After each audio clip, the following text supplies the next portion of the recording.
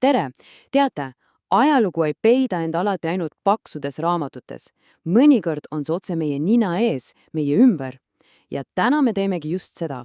Me ei hakka lugema raamatut, vaid me hakkame hoopis lugema ühte linna. Just nii, sest vanad majad, tänavad ja eriti paksud müürid, nad oskavad meile jutustada uskumatult põnevaid lugusid minevikust. Ja meie tänane lugu räägibki Tallinnast. Lähme ja uurime koos, mis saladusi need vanad kivimüürid peidavad. Meie tänane avastusretk koosneb 5 osast. Esmalt vaatamegi, kuidas ehitised üldse rääkida oskavad. Siis suundume ajas tagasi ja uurime Tallinna esimest suurt kaitsekilpi, linnamüüri.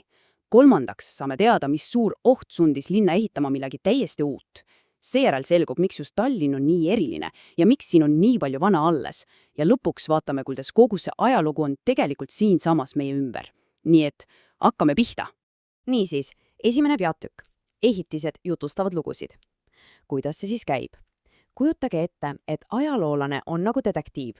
Ta ei otsi ainult vanu kirju ja kaarte. Ei, ta otsib vihjeid ka seintelt, kividelt, majadelt.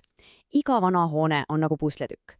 Ja kui me paneme need tükid õigesti kokku, saamegi pildi sellest, kuidas inimesed kunagi ammu elasid, mida kartsid ja millest unistasid. Ja siin on kohe ideaalne näide. Meie oma Tallinna vanalinn. Vaadake seda pilti. See ongi see elav ajalugu, mida saame täna oma silmaga näha ja isegi käega katsuda. See võimas müür, mis linna ümbritseb, see pole lihtsalt hunnik kive. Ei, see on jutustus. Lugu kaitsest, ohtudest ja elust 100 aastaid tagasi. Lähme nüüd teise osa juurde. Räägime linna esimesest kaitsekilbist. Kuidas Tallinn ennast siis päevis alguses kaitses? See on lugu linna esimesest ja väga tähtsast turvamehest. Vanasti, keskajal, polnud maailm sugugi nii turvaline paik kui praegu. Vaenlased võisid iga hetk rünnata ja selleks, et kaitsta kõiki linna elanikke, ehitati linna ümber üks väga kõrge ja paks kivist müür. Selle nimi ongi linnamüür. See oli nagu hiiglaslik kivist kilp, mis hoidis kõike selle sees elavaid inimesi hoolega kaitstuna. Vaatame korraks täpsemalt, mis asi see linnamüür on. See on siis müür, väga kõrge müür ja see ehitati linna ümber juba väga-väga ammu, keskajal. Ja selle kõige tähtsam ülesanne oligi linna kaitsta. Mõelge sellele nagu suurele kindlusele. Sõbrad ja head inimesed said sisse, aga vaenlased pidid jääma välja. Väga lihtne ja väga tõhus. Ja see kilp, see linnamüür, toimis oma aja kohta suurepäraselt. See kaitses linna tollaste kõige ohtlikumate relvade eest. No näiteks vibude ja noolte vastu. Vainlane võis seista müüri taga ja lasta 100 nooli, aga need põrkasid lihtsalt vastu kive. Müüri taga olid linnaelanikud täiesti turvalises kohas. Aga siis juhtus midagi, mis muutis kõike. Nagu ajaloos ikka, arenes ka tehnika edasi ja leiutati üks uus, palju võimsam relv. Ja selle uue ohu vastu ei olnud vanast kilbist enam kasu. Linn vajas uut ja hoopis targemat kaitset. See on meie 3. osa. See uus ja hirmus oht oli kahur. Üks suur ja mürisev relv, mis muutis sõjapidamise reeglid täielikult ümber. Kõik vanad kindlused ja müürid pidid nüüd kiiresti midagi uut välja mõtlema. Aga mis see kahur täpsemalt on? No, see on üks väga suur tulirelv. Kujutage ette hiiglaslikku toru, millest lastakse välja suuri metallist või kivist kuule. Need kuulid lendasid tohutu juga ja kui need müüri pihta lendasid, siis nad lõhkusid selle lihtsalt puruks. See oli tõeline müürimurdja. Ja nüüd oli linnal 2 väga suurt probleemi. Esiteks, vana linnamüür ei pidanud kahurikuulidele üldse vastu. See lagunes lihtsalt tükkideks. Ja teiseks, ka linna enda kaitsjad ei saanud oma kahureid müüri peale panna, et vastu tulistada. Müürid olid liiga kitsad ja kahurid liiga rasked. Need oleksid lihtsalt alla kukkunud. Mis siis nüüd teha? Ja siin me näemegi geniaalset lahendust. Vaatame need 2 pilti kõrvuti. Vasakul on meil vana linn oma kõrge ja peenikese linnamüüriga. Aga vaadake parempoolset pilti. Sinna on midagi juurde ehitatud. Väljapoole vana müüri on tehtud uus, lai ja madalam kaitsevall. Linn pidi kohanema. Seda uut ja tarka kaitset kutsutakse muldkindlustus. Nagu nimigi ütleb, oli see tehtud peamiselt mullast. See oli nagu suur kunstlik mägi, mis kuujati linnamüüri ette.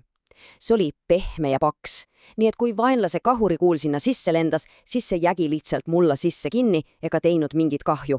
Ja mis kõige parem, see oli nii lai, et sinna peale mahtusid nüüd linna enda suured kahurid. Väga nutikas, kas pole? Siin pildil näetegi ühte päris muldkindlustust. mida kutsutakse ka bastioniks.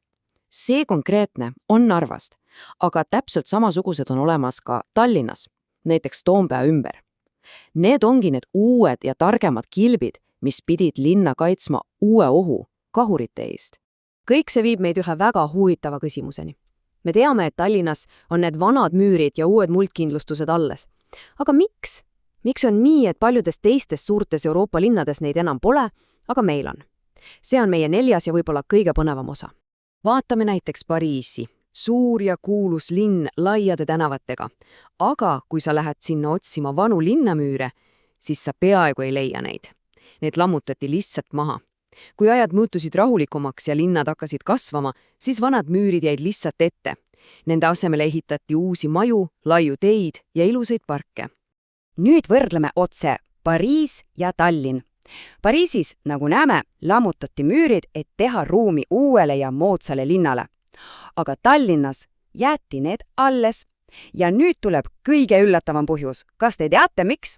Sest Tallinnas polnud tol ajal piisavat raha, et neid maha lammutada. Jah, see oli lihtsalt liiga kallis töö. Ja mis on tulemus? Pariis sai moodsa linna, aga Tallinnas säilis midagi palju hinnalisemat, ajalugu ise. Mõnikord võib rahapuudust olla hoopis õnnistuseks. Ja tänu sellele ongi Tallinn täna nii eriline.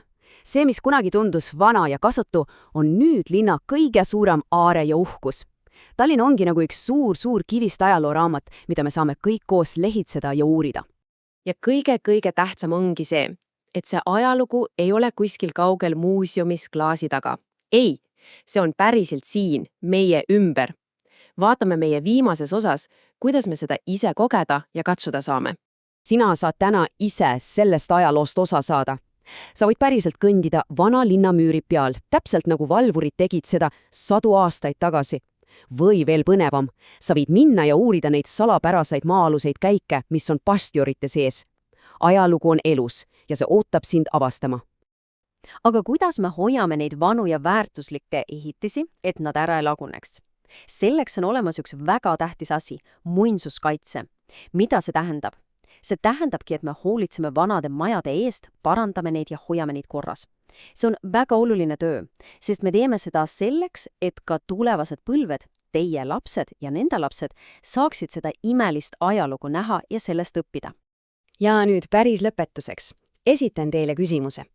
Mõelge natuke oma enda kodukoha peale. Käige seal ringi lahtiste silmadega, milliseid vanu maju või ehitisi te seal näete. Proovige mõelda, milliseid lugusid nemad teile jutustada võiksid.